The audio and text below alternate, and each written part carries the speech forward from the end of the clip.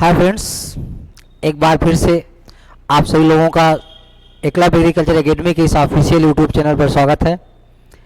मुझे कई दिन से आप लोगों को से मिलने की इच्छा हो रही थी। हमने कहा कि क्यों 5 तारीख को ही ना चुना जाए, क्योंकि आप लोग जानते हैं कि जो हमारा मुख्य प्राकृतिक संपदा है, नेचुरल प्राकृतिक स्रोत है, नेचुरल रिसोर्स है, जिसको हम लोग पृथ्वी कहते हैं, उसकी ऊपरी परत मृदा दिवस है, विश्व मृदा दिवस।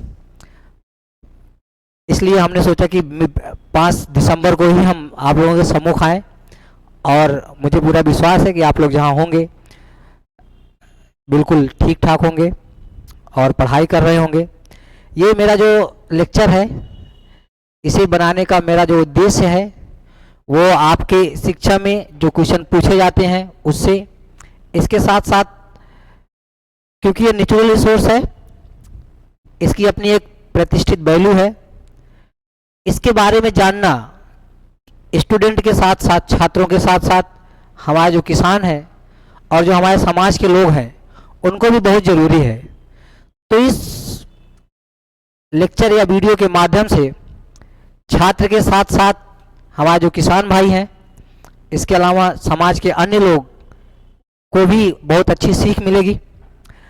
आप लोगों से मेरा निवेदन है कि अगर आपको वीडियो अच्छी लगती है तो लाइक करिएगा, अगर हो सके तो एक सामाजिक प्राणी होने की वजह से वीडियो को शेयर करिएगा अपने समूहों में, ग्रुपों में, जिससे ज़्यादा से ज़्यादा फायदा हो सके।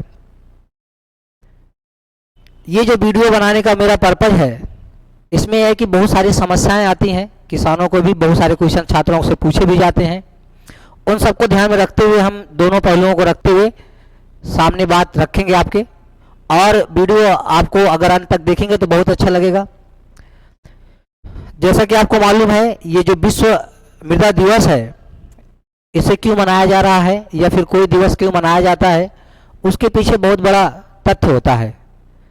अब देखिए, हमारी ऐसी दयनीय दशा है, हम लोगों का ऐसा सोच है कि हम लोगों को जागरूकता, अपने नेचुरल रिसोर्स को कंजर्व करने के लिए जागरूकता पैदा करनी पड़ रही है, और दिवस के रूप में हम लोगों को अगर ये जो हमारे नेचुरल रिसोर्स हैं, पृथ्वी है, वायु है, जल है, बिना कहीं भी इनका कंजर्वेशन, संरक्षण करना चाहिए। ये हमारा धर्म है। अब इसी से अवेयरनेस होने के लिए, जागरूकता फैलाने के लिए प्रत्येक वर्ष, एक तो क्वेश्चन आप लोगों को जो हमारे छात्र हैं वो ध्यान रखेंगे, प्रत्येक वर्ष 5 दिसंबर को मृदा दिवस के रूप में मनाया जाता है, और उसी कड़ी में हम आप लोगों के सामने आए हैं, और मुझे पूरा विश्वास है कि आप लोगों को मेरी वीडियो अच्छी लगेगी। चलिए स्टार्ट करते हैं। ये जैसा कि आप लोगों को थंबनेल के माध्यम से दिख ही रहा है, सबसे बड़ी बात है कि ये जो हमारी पृथ्वी है, धरती है, सबको इसके बचाव के लिए सबको आगे आना है। एक हमने आपको कोटेशन के माध्यम से यहाँ पे दिया है, सबको आगे आना है, धरती को बचाना है। अगर हमारी पृथ्वी है, मृदा है, तो हमारा कल है, हमारी आने वाली जनरेशन है। हम लोगों को एक खेती करते समय एक टिकाऊ खेती करने का इस समय जरूरत है, सस्टेनेबल एग्रीकल्चर, ठीक है। ये अब यहाँ पे क्वेश्चन जो है, एक तो क्वेश्चन पूछा जाएगा कि 2022 का जो हम लोग वर्ल्ड सॉइल डे मना रहे हैं 2022 का, इसका जो थीम है ये क्या है, विषय क्या है, तो ये आप याद रखिएगा। थीम इसका बहुत इंपॉर्टेंट थीम दिया गया है, जो कि आपके सामने दिख रहा है, सॉइल वेयर फूड बिगिन। मतलब कहने का मतलब, जो हमारा खाद्य मटेरियल है, फूड है, वो मृदा से ही प्रारंभ होता है, मृदा से ही प्राप्त होता है। यहाँ पे आप लोग देख भी रहे होंगे। तो ये हमारा 2022 का जो थीम है, सॉइल वेयर फूड बिगिन्स, तो ये क्वेश्चन पूछा जा सकता है आपसे। उसके बाद देखिए,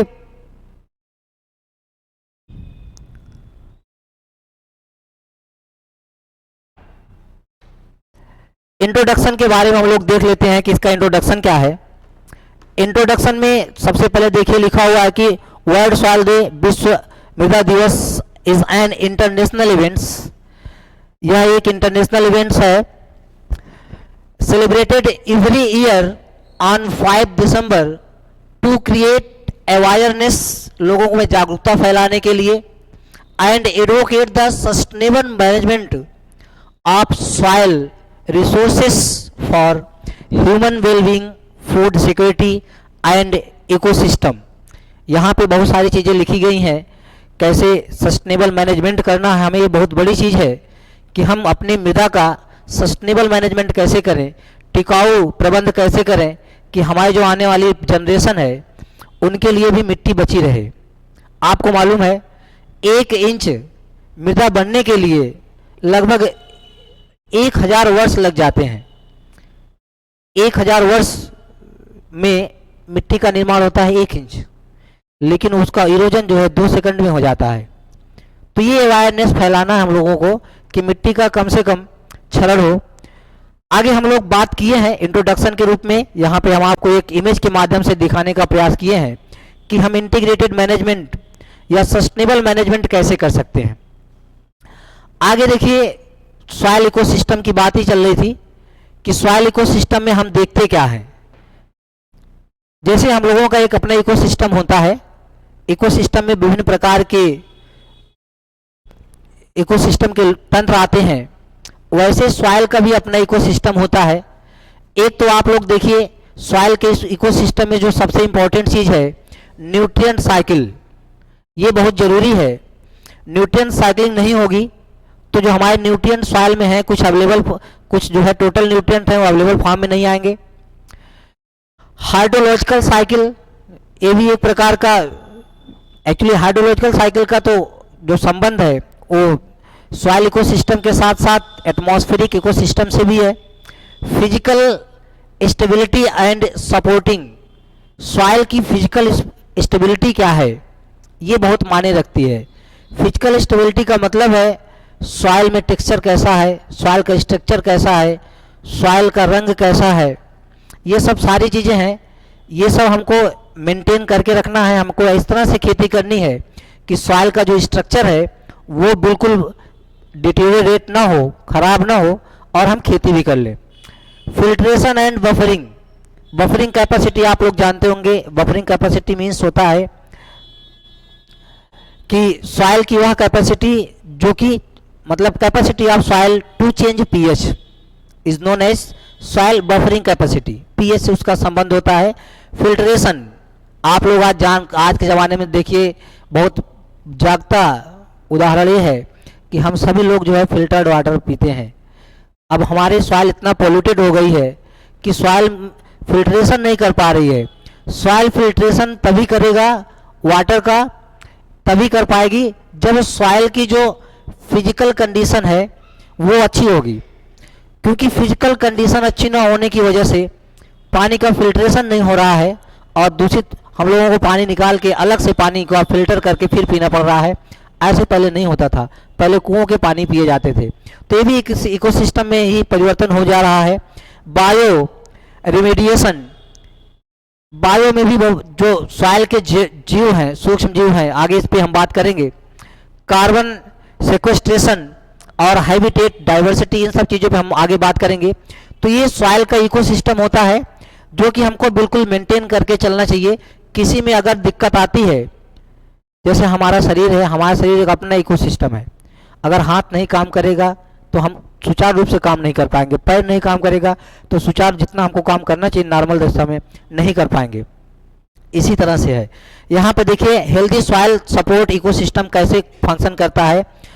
water storage plus filtration, soil में वाटर स्टोरेज तभी सही होगा जब सॉइल में ऑर्गेनिक मैटर होंगे, क्योंकि ऑर्गेनिक 1 ग्राम ऑर्गेनिक मैटर 4 ml वाटर को क्या करता है, स्टोर करने का काम करता है। कार्बन कैप्चर्ड एंड स्टोरेज, देखिए कार्बन से ही हम लोग कार्बनिक पदार्थ निकालते हैं। सबसे पहले हम सॉइल का कार्बन ही निकालते हैं, उस कार्बन के आधार पर वेलामिन फैक्टर होता है, उससे मल्टीप्लाई करके ऑर्गेनिक मैटर निकालते हैं। उसके बाद है biological function plus diversity, soil में जो हमारे सूक्ष्म जीव हैं वो किस तरह से काम कर रहे हैं ये, और उसके अलावा है प्रोडक्टिविटी कैपेसिटी। अगर ये सब काम प्रॉपर वे में करेंगे तो हमारी सॉइल जो मृदा होगी वो सुचारू रूप से प्रोडक्टिविटी। इस स्लाइड का मेन मकसद ये है कि जो सॉइल इकोसिस्टम है वो हमें बना के रखना है, चाहे हमारे किसान भाई हों या जो हमारे छात्र हैं, उन लोगों को, किसानों को बताना भी है कि हम सॉइल का इकोसिस्टम कैसे मेंटेन कर सकते हैं, सॉइल के इकोसिस्टम में कौन कौन सी चीज़ें आती हैं। तो सॉइल के इकोसिस्टम में ये चीज़ें तो चलो ठीक है, इकोसिस्टम मेन रूप से 3 चीज़ों पर निर्भर करता है। सॉइल की फिजिकल कंडीशन कैसी है, सॉइल की केमिकल कंडीशन कैसी है, और सॉइल की बायोलॉजिकल कंडीशन कैसी है। फिजिकल, केमिकल और बायोलॉजिकल, ये तीनों अगर अच्छे से सपोर्ट कर रहे हैं तो नो डाउट हमारी जो मृदा होगी वो बिल्कुल प्रोडक्टिव होगी। तो ये इकोसिस्टम है सॉइल का, जो कि हम लोगों ने इंट्रोडक्शन में देखा कि जो सॉइल अवेयरनेस, सॉइल डे हम इसलिए मनाते हैं कि अवेयरनेस फैलाया जाए कि सॉइल का जो इकोसिस्टम है उसको मेंटेन किया जाए, इसलिए हम सॉइल डे मनाते हैं। उसके बाद आगे हम लोग अगर बात करते हैं, ये देखिए हमने आपको एक कोटेशन दिया है, मिट्टी जीवन है ना, मिट्टी ही जीवन है। अगर देखा जाए तो मिट्टी जीवन है, इसे बचाना हमारा सपना है। ठीक है, सपना नहीं है, अब इसको बिल्कुल स्वीकार करना है कि जो भी हमारा लेक्चर देख रहे हैं, जो भी चाहे छात्र हो चाहे किसान हो, उनका मेन चीज़ है खेती करते समय। आजकल किसानों को केवल उत्पादन से मतलब होता है। जो भी हमारे किसान भाई हैं वो कहते हैं हमारी मिट्टी उत्पादन नहीं दे रही, हमारी फसल से उत्पादन घटता जा रहा है। वो उसका इकोसिस्टम थोड़ा सा उसका मेंटेन करें, और इकोसिस्टम मेंटेन करने के लिए हम आपको कई तरीके भी बताएंगे। आपको जो हमारे संस्था का नंबर है, इस संस्था पर, इस नंबर पर आप कॉल करके कोई भी सॉइल के इकोसिस्टम से संबंधित या सॉइल से संबंधित कोई भी जानकारी है वो आप आसानी से ले सकते हैं। ठीक है, तो चलिए आगे बढ़ते हैं। तो ये आपका कोटेशन हमने दिया था। अगला देखिए, बात यह है कि आगे हम लोगों ने इंट्रोडक्शन में एक टर्म और पढ़ा था, ह्यूमन वेलबींग। ये आपको समझना है, ये पीडीएफ हम आपके ग्रुप में डाल देंगे, यहाँ से आपको सारी चीज़ें दिखाई नहीं दे रही होगी। ह्यूमन वेलबींग में जो हमारा सॉइल है, वो सॉइल का ह्यूमन से क्या संबंध है, उसको हम लोग यहाँ पर देखेंगे। एक तो सबसे पहला है कि सॉइल ह्यूमन किस तरह से मृदा में काम करता है, तो उसके आधार पर है कि soil organic carbon, means human को ये चाहिए कि सॉइल का जो ऑर्गेनिक कार्बन है, मीन्स ऑर्गेनिक मैटर प्रचुर मात्रा में हो। ऑर्गेनिक मैटर न होने के कारण हमारी आज की जो मृदा की दशा है वो एकदम कंकाल की तरह बनी हुई है। मांसपेशियां, ऑर्गेनिक मैटर को आप मांसपेशी समझ सकते हैं, मांसपेशियां है ही नहीं, ऑर्गेनिक मैटर नहीं, बिल्कुल कंकाल। अब आप सोचिए कंकाल कैसे काम करता है, कंकाल नहीं काम कर पाएगा। अगला है सैंड, सिल्ट, क्ले फ्रेगमेंट्स जो है इनको मेंटेन करके रखना है। Depth of bed rock, actually क्या है कि हम कभी कभी क्या करते हैं कि एक ही गहराई पर जुताई करते रहते हैं, जिसके कारण एक हार्ड पैन बन जाता है, या कभी कभी मिट्टी जो हमारा सॉइल है उसके नीचे चट्टानों का परत होता है, उसको भी हमको हटाना है। दूसरा, बल्क डेंसिटी को मेंटेन करना है, अवेलेबल वाटर कैपेसिटी को मेंटेन करना है, cation exchange capacity, electrical conductivity जो हमारे छात्र हैं वो जानते होंगे, soil porosity, hydraulic conductivity, infiltration, soil biota, soil structure and aggregation, soil temperature, clay minerals and सब सॉइल पैन। सब सॉइल पैन का भी मतलब है जब हम एक ही गहराई पर बार बार जुताई करेंगे तो हार्ड पैन बन जाता है। कुल मिला के जो पढ़े लिखे छात्र हैं वो समझ रहे होंगे कि इन सब चीज़ों को, इन जितनी भी चीज़ें यहाँ पर दी गई हैं, इन सब चीज़ों को फार्मर को मेंटेन करना चाहिए, या कोई भी खेती करने वाले हैं उनको मेंटेन करके रखना चाहिए। अगर इनमें परिवर्तन होगा तो हमारी जो सॉइल है वो वेलबींग नहीं होगी, क्योंकि ये जो आपको जो हमारा थीम है ये आपको बता रहा है कि मिट्टी से ही हमको फूड मिलता है, और अगर मिट्टी नहीं रहेगी तो हमको फूड मटेरियल नहीं मिलना है। तो इसलिए ह्यूमन वेलबींग, आदमी की, मनुष्य की ये अपनी उनका कर्तव्य है कि ये सारी चीज़ें मृदा में बना के रखें। नेक्स्ट देखिए, उसके बाद हम लोग बात करते हैं हिस्ट्री की। ये बहुत इंपॉर्टेंट है। अभी तक हम लोगों ने बात किया कि हम अब इंट्रोडक्शन के रूप में कि हम सॉइल डे क्यों मनाते हैं। सॉइल डे मनाने का जो मूल मकसद है कि मृदा को खराब होने से बचाना, और जो मिट्टी का इकोसिस्टम है उसको मेंटेन रख के खेती करना। और जो हमने आपको बताया ये हिस्ट्री में देखिए, ये हमारा जो सबसे बड़ी बात है कि यहाँ पर लिखा गया है international union of soil science, 1924 में इसकी स्थापना हुई थी। International union of soil science इन्होंने एक रिकमेंडेशन दिया था, प्रपोजल दिया था for global day raise awareness of soil degradation effect and prevention. तो उन्होंने जो क्वेश्चन ये पूछा जा सकता है कि इसके लिए जो सॉइल डे मनाया जा रहा है, इसका प्रपोजल सबसे पहले किसने दिया था? तो international union of soil science, जिसका पुराना नाम international society of soil science था, बाद में इसका नाम चेंज करके international union of soil science कर दिया गया। इन्होंने प्रपोजल जो दिया था वो यूएन को दिया था, और यूएन की एक संस्था है एएफओ, उसके द्वारा ये वर्ल्ड सॉइल डे मनाया जाता है। तो यहाँ से आपको आइडिया लग गया होगा। नेक्स्ट देखिए, ये सबसे बड़ी चीज है कि हमने मृदा दिवस को 5 दिसंबर को ही क्यों मनाते हैं? भाई हमारे पास तो 365 दिन है, उन 365 दिन में 5 दिसंबर को क्यों हमने चुना? ये आप देख रहे होंगे, बहुत महान व्यक्ति हैं जिन्होंने मृदा को क्षरित होने से, मृदा को खराब होने से इन्होंने बचाने के लिए इन्होंने बहुत बड़े स्तर पर काम किया था। ये कोई और नहीं है, under the leadership of king of Thailand, Thailand के राजा हैं, और इन्होंने फ्रेमवर्क बनाया था, ठीक है, ग्लोबल सॉइल पार्टनरशिप एएफओ के साथ सपोर्ट करके, कि जो सॉइल है उसका जो क्षरण है वो कम से कम हो। इसलिए इन्हीं के बर्थडे पर, इनका जन्मदिन है 5 दिसंबर को, और इनका नाम है, देखिए इनका नाम लिखा है किंग भूमबोल अदुलयादेश। ये एक राजा थे, कहाँ के? थाईलैंड के थे, और इनके नाम पर मृदा दिवस, इनका जो बर्थ एनिवर्सरी है वो मृदा दिवस के रूप में मनाया जाता है। तो ये आपके सामने है, आप लोग देख लीजिए। अगला देखिए, उसके बाद ये जो है यूएन असेंबली है, यूएन असेंबली, इसमें देखिए बात है कि ये जो प्रपोजल है सबसे पहले दिसंबर 2013 में ये डिसाइड किया गया, दिसंबर 2013 में ये डिसाइड किया गया जनरल असेंबली के द्वारा कि प्रत्येक वर्ष 5 दिसंबर को क्यों? क्योंकि जो भूमिबोल थे थाईलैंड के राजा, उनका बर्थडे था, जन्मदिन था, इसलिए उन्होंने बहुत व्यापक स्तर पर काम किया था मृदा को क्षरित होने से बचाने के लिए, डिग्रेड होने से बचाने के लिए। इसलिए तो 5 उन्होंने, ये जो यूएन जनरल असेंबली है, उन्होंने दिसंबर 2013 में डिसाइड किया कि प्रत्येक वर्ष 5 दिसंबर को सॉइल डे के रूप में मनाया जाएगा, और पहली बार जो है मृदा दिवस 2014 में 5 दिसंबर को मनाया गया।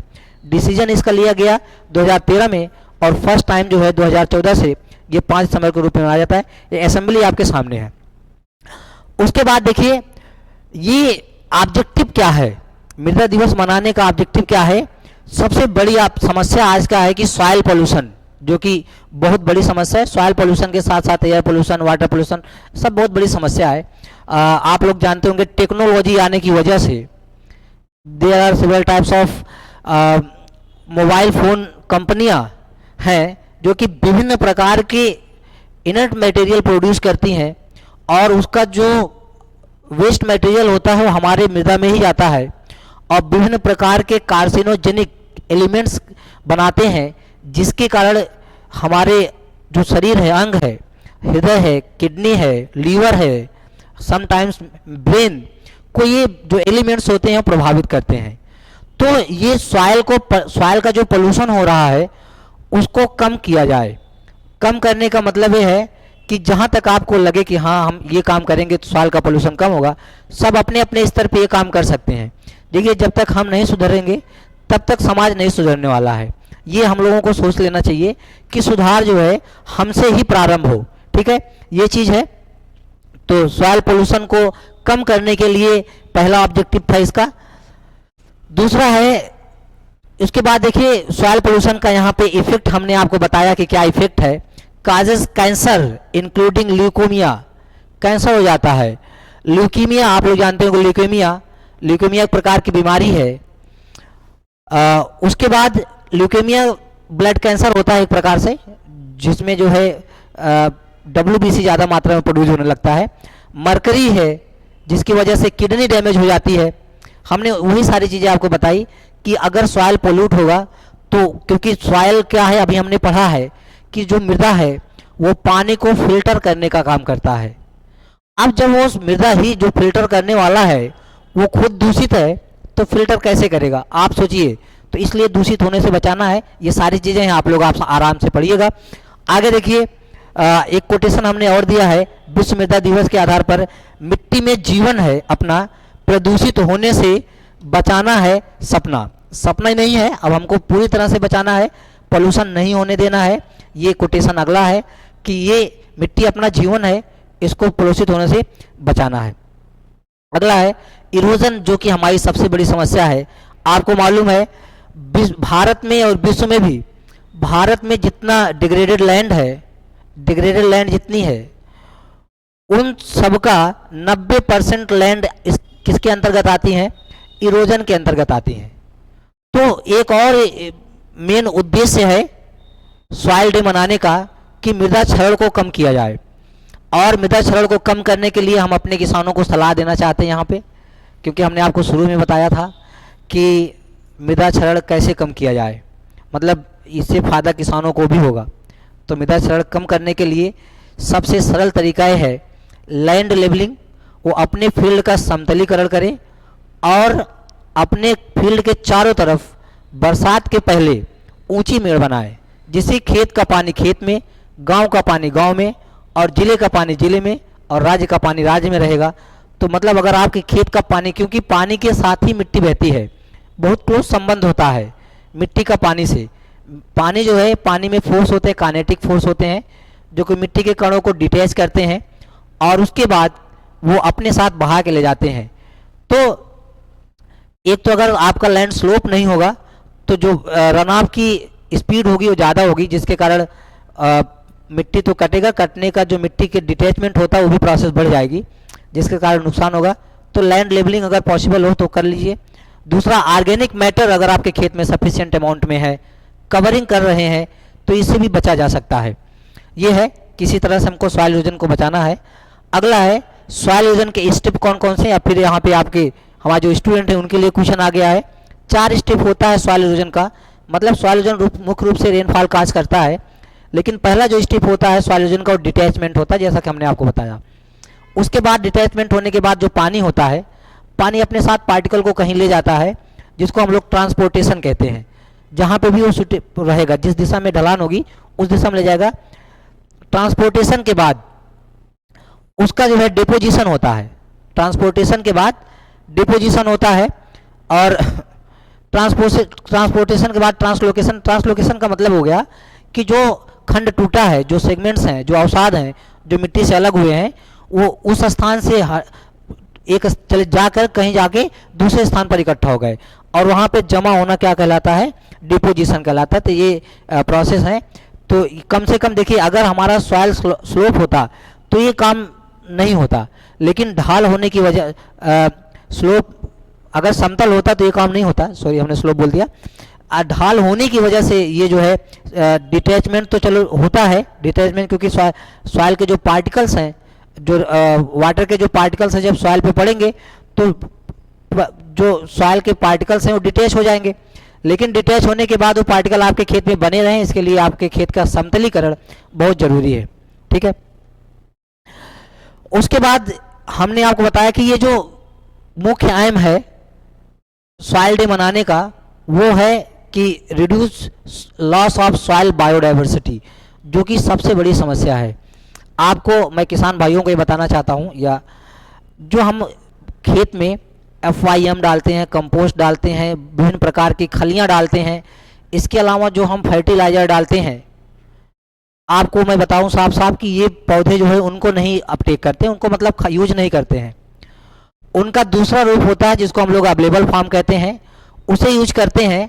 और अवेलेबल फॉर्म में लाने के लिए जो सॉइल के माइक्रो ऑर्गेनिज्म है, माइक्रोफ्लोरा है, फाउना है, मतलब ये समझिए कि सॉइल में जो सूक्ष्म जीव है वो उनको FYM से पौधों को अपटेक करने के लिए वो फार्म में कन्वर्ट करते हैं, तभी पौधा अपटेक कर पाता। जैसे हमारे पास हमें भूख लगी हो और हमारे पास एक बैग जो है धान रखा हुआ हो या एक बैग गेहूं रखा हुआ हो, तो हम उसको नहीं खाएंगे, लेकिन रोटी खाएंगे। तो वो अवेलेबल फॉर्म में होगा तभी खाएंगे। ऐसे पौधे भी होते हैं। पौधों को जब तक न्यूट्रिएंट अवेलेबल फॉर्म में नहीं आएगा तब तक वो अपटेक नहीं कर पाएंगे। और अवेलेबल फॉर्म में लाने के लिए कौन काम करता है? जो सॉइल में उपस्थित हमारे माइक्रोब्स हैं, जो जैव विविधता है सॉइल की, उसके द्वारा ऐसा होता है। तो इसलिए सॉइल की विविधता को, जैव विविधता को मेंटेन रखना है। मेंटेन रखने के लिए सॉइल की फिजिकल जो दशा है और केमिकल दशा है और बायोलॉजिकल दशा है, मतलब सॉइल का जो इकोसिस्टम है। भाई देखिए, अर्थवर्म आपके खेत में तभी होगा जब अर्थवर्म के लिए आपके खेत में फूड मटेरियल होगा, मतलब ऑर्गेनिक मैटर, नहीं तो नहीं होगा। ऐसे जीवाणु भी तभी होंगे जब उसको खाने के लिए उसका हैबिटेट होगा, तभी ऐसा हो पाएगा, नहीं तो नहीं होगा। तो ये सब सारी चीज़ें हैं। तो इसलिए जो हमारे पिछले दशक में जो सॉइल की बायोडाइवर्सिटी है बहुत तेज़ी से लॉस हो रही है। कारण हम लोग क्या करते हैं, अंधाधुंध रासायनिक उर्वरकों का प्रयोग करते हैं, कहते हैं इतना खाद डालते हैं, ये डालते हैं, वो डालते हैं, दुनिया भर की चीज़ें होती हैं किसानों से सुनने के लिए मिलता है। लेकिन कभी उन्होंने ये नहीं सोचा कि सॉइल का इकोसिस्टम हम मेंटेन रखें। ठीक है, तो इकोसिस्टम मेंटेन करके चलना है। अगला हमने आपको एक कोटेशन और दिया है, मिट्टी हमारी धरती है, हमारी ज़रूरतें भरती है। ये बहुत अच्छा अभी तक का सबसे अच्छा कोटेशन रहा। अगर जो भी हमारी ज़रूरतें हैं, आप देखिए कपड़ा हमने पहना है तो ये भी मिट्टी की ही देन है। हम लोग जो रोटी खाते हैं वो भी मिट्टी का ही देन है। इसलिए हमको मृदा को बचाना है और इसी को, मृदा को बचाने के लिए ही यूएनओ में एक संस्था है FAO के द्वारा प्रत्येक वर्ष 5 दिसंबर को मृदा दिवस के रूप में मनाया जाता है, जिससे किसानों को, छात्रों को और हमारे टीचरों को जागरूकता पैदा हो कि हमको मिट्टी को कैसे बचाना है। अब मेरा आज का ये जो लेक्चर है ये समाप्त होता है। हम आपको जाते जाते एक चीज़ और बताते हैं, अगर आपको मेरी वीडियो अच्छी लगी हो तो आप ज़रूर शेयर करिएगा। एक चीज़ और, मैं एकलव्य एग्रीकल्चर एकेडमी के संस्था से आपको वीडियो प्रोवाइड कर रहा हूँ। ये जो संस्था है हमारे छात्रों के लिए काम करने जा रही है। जो MSc AG एंट्रेंस का एग्ज़ाम होता है यूनिवर्सिटियों द्वारा, जो हमारी यूनिवर्सिटियां हैं वो MSc AG एंट्रेंस का एग्ज़ाम करवाती हैं CUET के माध्यम से, यूपी कैटेट के माध्यम से, ICR के माध्यम से। जितने भी एग्ज़ाम होते हैं उसका एक बैच, एक वर्षीय बैच जो है वो हमारा रनिंग है, वो चल रहा है। एक वर्षीय बैच चल रहा है। क्रैश कोर्स के रूप में हम दूसरा बैच लेके आपके सामने आ रहे हैं। ये जो दूसरा बैच होगा इसकी ऑफलाइन और ऑनलाइन भी सुविधा है, ऑनलाइन और ऑफलाइन दोनों तरह से सुविधा है।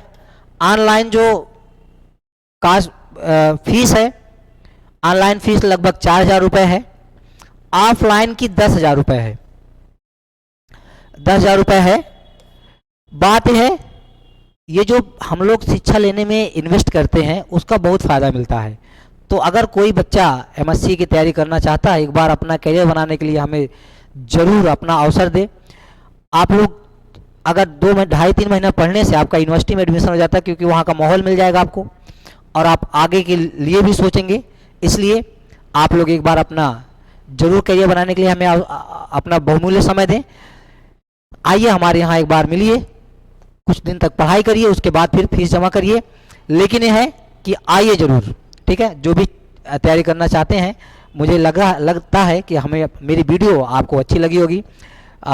तब हम लोग फिर मिलते हैं किसी न किसी सेशन में। तब तक के लिए हमें अनुमति दीजिए। सभी को मेरी तरफ से जय हिंद, शुभ रात्रि।